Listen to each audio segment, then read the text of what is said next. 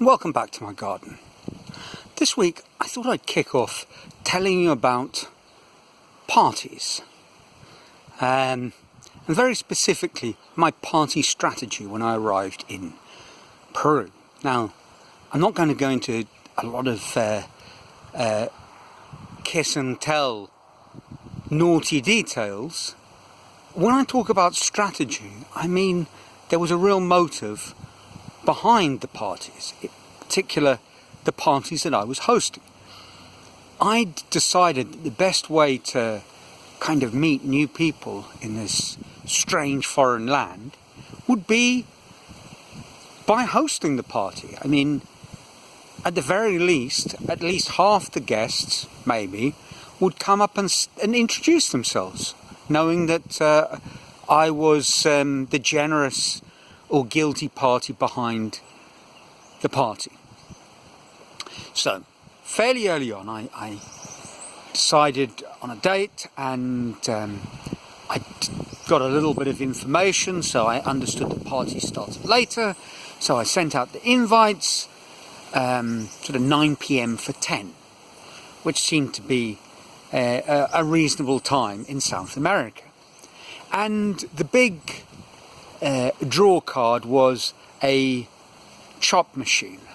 Sharpie is a word for beer, in draft beer in South America, in a lot of places in South America. And the biggest brewers in Peru, Cristal, provided a service where they'd drop off a machine and a 50-litre keg and collect it a couple of days later. And that sounded just the ticket. So I had my beer ready, I'd sent out the invites, spruced the place up a little bit, and I was waiting. At 9 o'clock, bang on time, my good friend Alan Knocker arrived. Scottish, Grimsby supporter, and he warned me as he came in. He said, I'm the first, aren't I? I said, yes. He said, well, I warn you, Neil, people are going to get here late. I said, no, I know that, but, you know, it's 9 o'clock, we'll chat, and come 10, people will be arriving. Come 10, another couple had arrived, Martin Foley and his wife. Martin, also Scottish. I don't know if there's a theme here developing. And by 11 o'clock, there were 7 people, and I was starting to worry.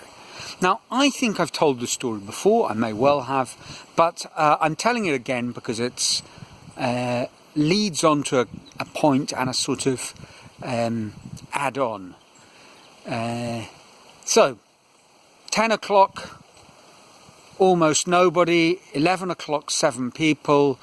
I was worried about, you know, what to do with the 50 litres of beer. We were all people who liked our beer, but honestly, 50 litres between 4 people, 4 men, still way beyond my, human capabilities of pretty much anybody, I think.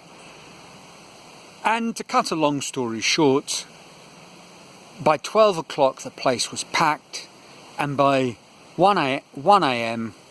we'd run out of beer. It was astonishing. 4 o'clock things started to wind down. And that was my party for the term, a fantastic success. And I went on a good 10-term streak, 2.5 years. Every term I'd have a party, each one bigger, and I'm not saying better, but certainly more alcoholic and noisier than the one before. The adventures were legendary, became stuff of many a tall tale. Alan actually took sort of bookend being the very first person to show up at one of my parties in Peru. Also set the record for being the latest arriver. One day he stumbled through the door at, and wait for it, 6:15 a.m. And the party was still alive and well. So, you know, he'd had a prior engagement, something like that.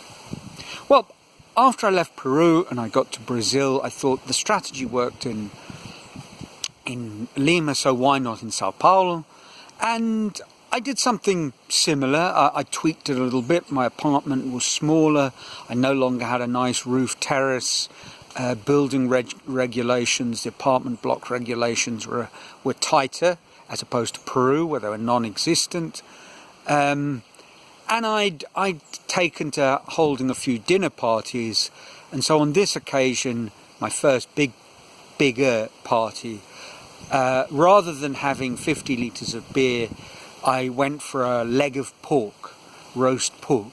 And shout out to Jamie Oliver. I'm not an enormous fan of his particular style, you know, he's a sort of love him or loathe him kind of guy, but I think his recipe books are actually quite good. And this book has a wonderful pork recipe where you take a joint or a big lump of pork with a covering of fat.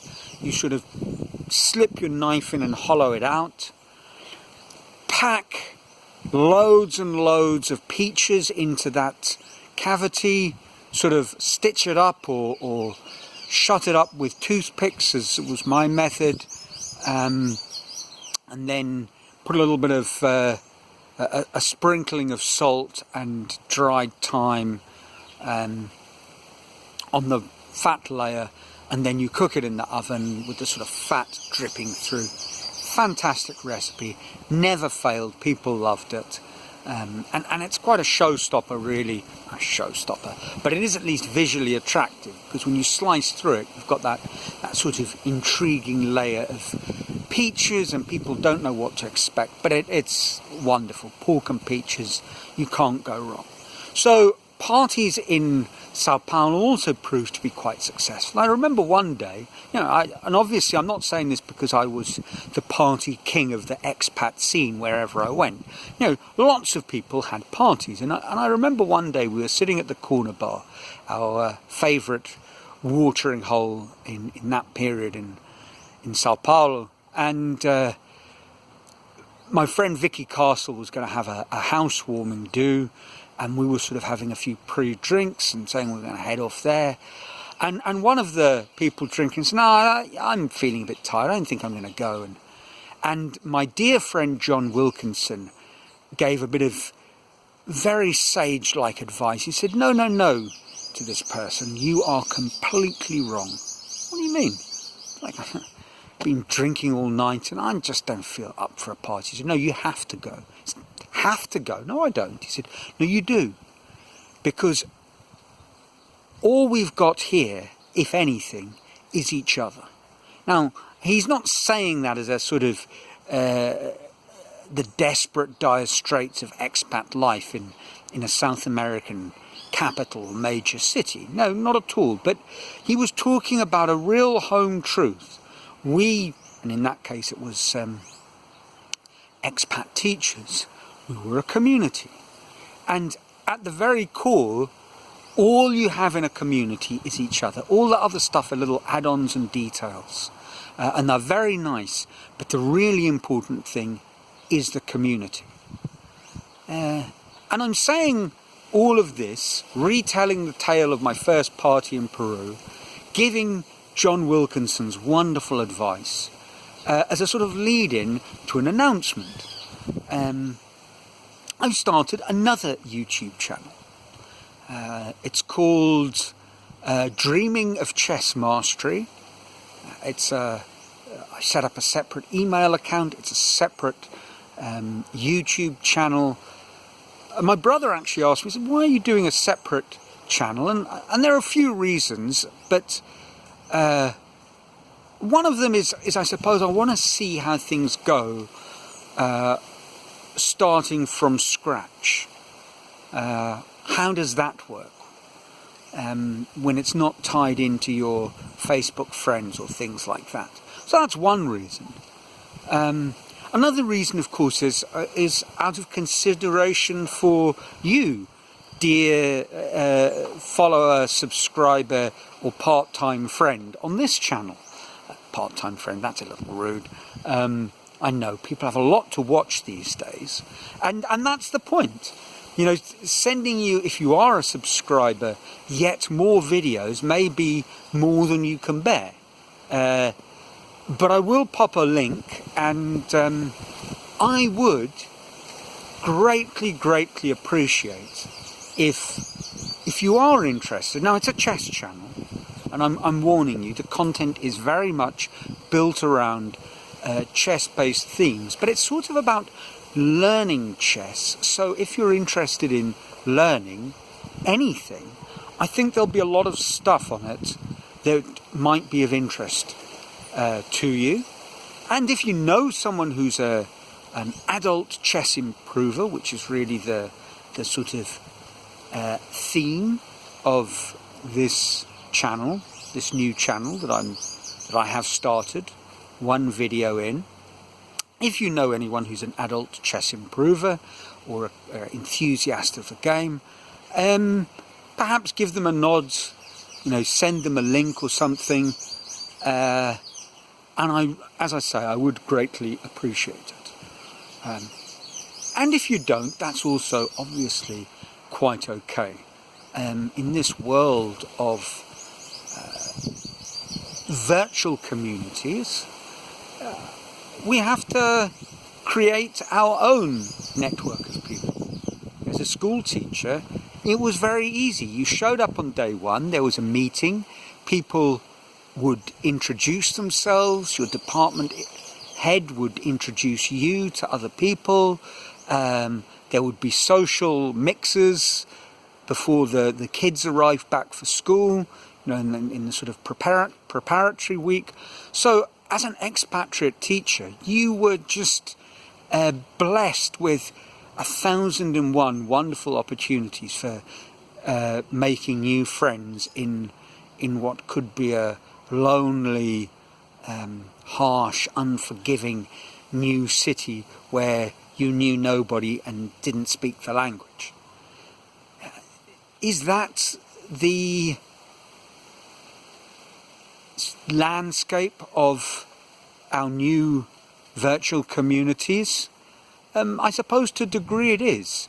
I send a video out and no one really knows it's there. I've spoken about search engine optimization.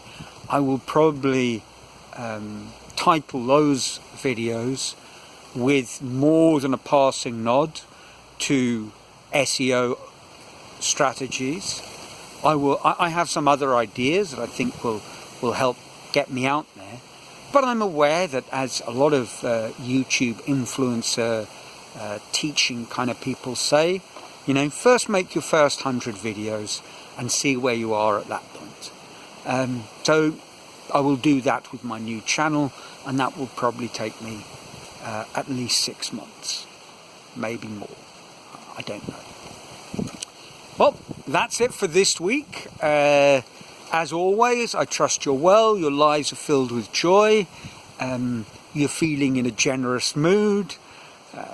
Let me know what you think about this video. Let me know if you remembered the story. If you're from that Lima crowd, those halcyon days, feel free to post your own party tales in the comments below. Try not to get the video blocked, but there we go. And until next week, trust you're well. I said that, lives filled with joy, that's worth repeating. So from a sunny Brazil, ciao.